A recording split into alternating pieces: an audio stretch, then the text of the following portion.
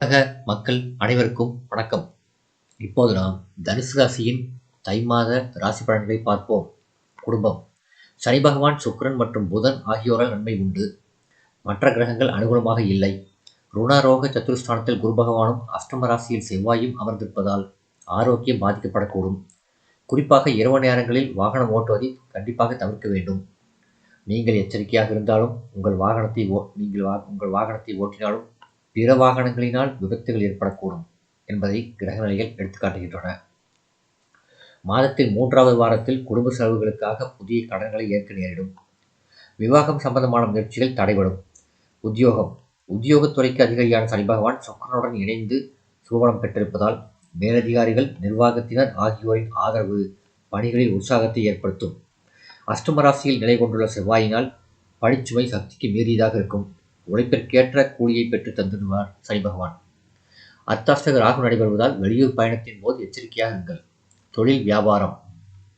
சந்தையில் போட்டிகள் கடுமையாக இருப்பினும் அவற்றை திறமையுடன் சமாளித்து லாபம் பெறுவீர்கள். உற்பத்தியை அதிகரித்துக் கொள்ளலாம் என்பதை சுக்கிரன், சனி பகவான் கூட்டுச் சேர்க்கை எடுத்துக்காட்டுகிறது. வங்கி மற்றும் நிதி நிறுவனங்களின் ஆதரவும் உதவியும் கிடைக்கும்.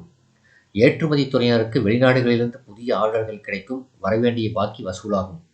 கலைத்துறையினர். சனி பகவான், சுக்கிரன் கூட்டுச் சேர்க்கை இம்மாதம் முழுவதும் உங்களுக்கு பல நன்மைகளை அளிக்க உள்ளது. வருமானத்தை உயர்த்தும் நல்ல வாய்ப்புகள் பல தேடி வரும். உங்கள் பொருளாதார நிலையை சீர் செய்து கொள்ள முடியும்.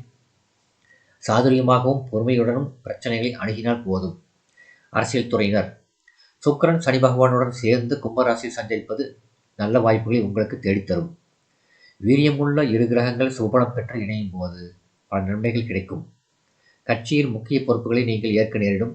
மக்களிடையே செல்வாக்கு உயரும். எந்த சர்ச்சையிலும் சிக்காமல் நிம்மதியாக இருக்கும் மாதம் ஆகும் இந்த தை மாதம். மேல்மட்ட தலைவர்களின் ஆதரவும் கூட பெருகும். மாணவியர்.